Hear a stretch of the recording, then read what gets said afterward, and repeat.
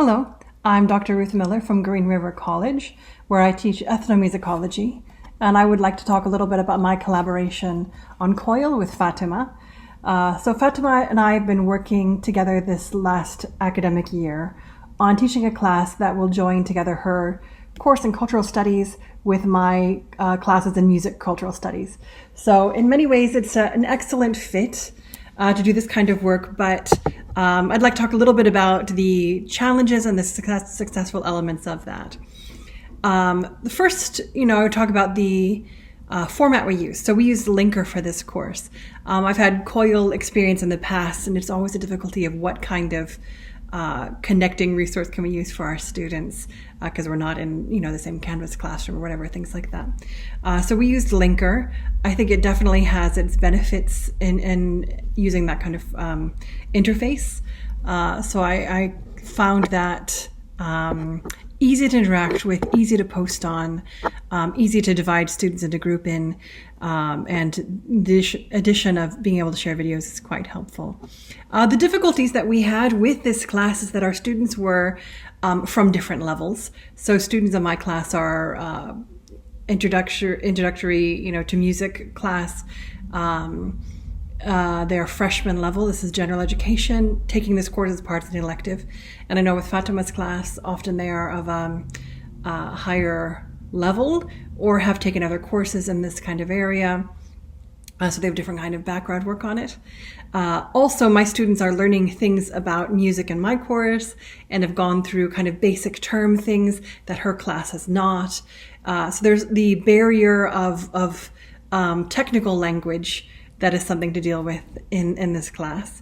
I think that how we have dealt with that for me is to use as little of this technical language as possible and to focus on the kind of cultural aspects of music that are a little bit easier to communicate on. The other difficulty we have is that my class is fully online and Fatima's class is in person. So how do we have these kind of collaborations? How we dealt with this is having, like Fatima said, in her classes meeting in person, they record a video, they share it with my class, my students record a video and share it back to them, and then they communicate on a discussion board. The first time we collaborated, they would record a video together in Fatima's class and share it as one video, and then my students respond on the separate videos, which made it very difficult for my students to interact one-on-one with her students. Because they'd have to call them out or things like this. So I think that the second time we ran the class, which is still ongoing, we had her students post individually, which made it much more accessible for our students to interact one-on-one rather than through mediating of her in-person class. The other difficulty we had in this collaboration is that her students are continuing through the academic year. And so the students that we had in the autumn are the same students that we had in the spring for our collaboration.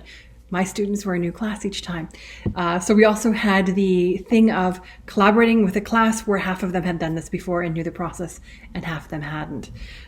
So I think that we could not repeat content. The first time we did Jamaica, we did music of reggae, these kind of things. The second time we changed the content to focus on music of Ghana and Nigeria and West Africa. So I think that helped. It wasn't repeating for her students. However, it was also kind of using a familiar format that helped them build on that. My students coming in, it was new to them, this process, but at least they were familiar with the content since they had just finished a section on African music, West African music, and previous module. So they're both kind of coming to it with different things prepared for that.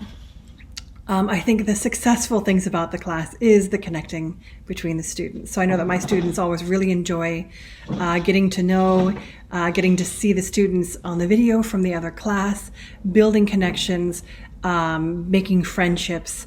And I think also in my class where we're learning about global pop music, for them to hear directly from somebody what they're listening to and share these kinds of things. So I think that's very useful.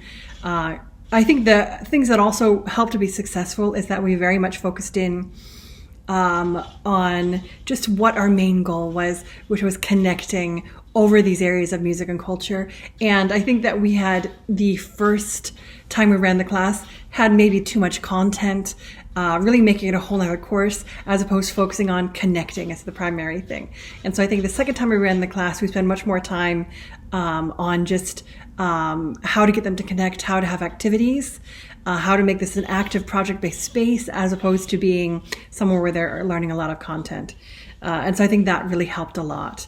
Overall, I think that whenever I do these kind of collaborations, my students very much enjoy them.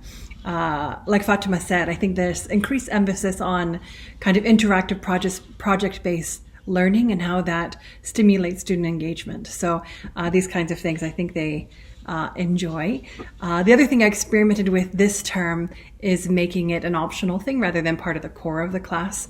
That was something that Fatima tried as well. In the autumn, we had this in our 2 full classes, which was like 90 students. It was very difficult. And then there are some that are more engaged and some that are less engaged. This term, we tried having just students who really wanted to be there. And so it turned out that we have about 15 from each class, and it worked really well.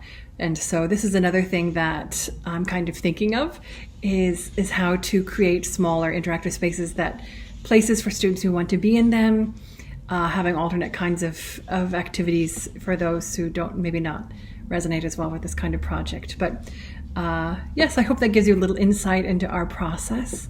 Thank you so much for listening. Have a good one.